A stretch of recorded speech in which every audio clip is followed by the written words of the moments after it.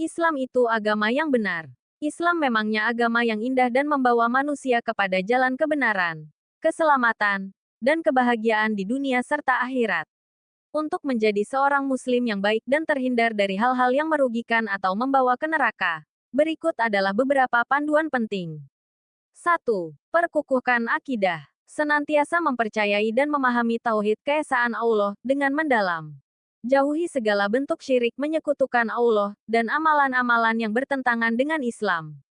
2. Perbanyakkan ibadah. Sholat 5 waktu. Jangan sesekali meninggalkan sholat karena ia adalah tiang agama. Puasa. Laksanakan puasa Ramadan dengan ikhlas dan penuh kesungguhan. Zikir dan doa. Senantiasa berzikir dan berdoa kepada Allah agar diberikan hidayah dan kekuatan. 3. Ilmu dan amal. Pelajari ilmu agama secara konsisten melalui Al-Quran, hadis, dan panduan ulama yang terpercaya. Amalkan ilmu yang dipelajari dalam kehidupan seharian. 4. Menjaga akhlak dan perilaku. Bersikap jujur, rendah hati, sabar, dan penyayang kepada sesama makhluk. Hindari sifat-sifat negatif seperti sombong, iri hati, atau memfitnah. 5. Jauhi dosa dan maksiat. Hindari perbuatan yang dilarang oleh Allah, seperti mencuri, berzina, minum arak, dan sebagainya. Bertaubat jika melakukan dosa dengan memohon keampunan dari Allah. 6.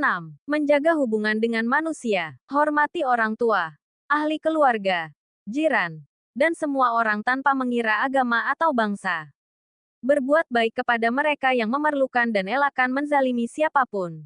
7. Bersyukur dan bersabar. Senantiasa bersyukur atas nikmat Allah, baik yang kecil maupun besar.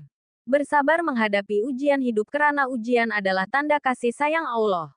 8. Berdakwah dan memberi contoh baik. Sebarkan kebaikan dengan cara yang hikmah, bijaksana, dan lemah lembut. Jadilah contoh teladan bagi orang lain melalui akhlak dan perilaku yang mulia. 9. Memperbanyak amal jariah. Bersedekah, membantu mereka yang memerlukan, dan menyumbang kepada pembangunan masyarakat. Ingatlah bahwa amal jariah akan terus memberikan pahala walaupun setelah kita meninggal dunia. 10. Berdoa untuk keselamatan dunia dan akhirat. Senantiasa berdoa agar Allah melindungi kita daripada api neraka dan memberikan hidayah untuk terus berada di jalan yang lurus. Semoga kita semua diberikan kekuatan untuk menjadi hamba yang dicintai Allah dan dipermudahkan jalan menuju surga. Wallahu a'lam. Al-Furqan dan kandungannya. Min qablu hudal linasi wa anzalal furqan. Innal lazina kafaru bi ayatillahi lahum azabun sadid. Walahu azizun zuntikum. Sebelumnya, sebagai petunjuk bagi manusia, dan Dia menurunkan Al-Furqan. Sungguh, orang-orang yang ingkar terhadap ayat-ayat Allah akan memperoleh azab yang berat. Allah Maha Perkasa lagi mempunyai hukuman. Dia menurunkan kitab Al-Quran secara berangsur-angsur kepadamu, wahai Nabi Muhammad, yang mengandung kebenaran dan dalam keadaan hak, baik kandungan, cara menurunkan, yang membawanya turun, maupun yang menerimanya. Kandungan Al-Quran itu membenarkan wahyu-wahyu Allah dalam kitab-kitab suci sebelumnya yang pernah diwahyukan kepada para nabi dan rasul, yakni yang berkaitan dengan pokok-pokok akidah, syariah dan akhlak. Dan Allah juga menurunkan sekaligus, tidak berangsur-angsur, kepada Nabi Musa kitab Taurat dan kepada Nabi Isa kitab Injil sebelum turunnya Al-Quran.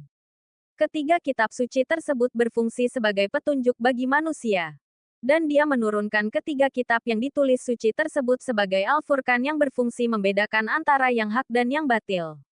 Sungguh, orang-orang yang ingkar terhadap ayat-ayat Allah dengan menutupi tanda-tanda keesaannya, baik yang terbentang di alam raya, melalui kitab suci maupun fitrah yang melekat pada diri setiap insan, akan memperoleh azab yang berat.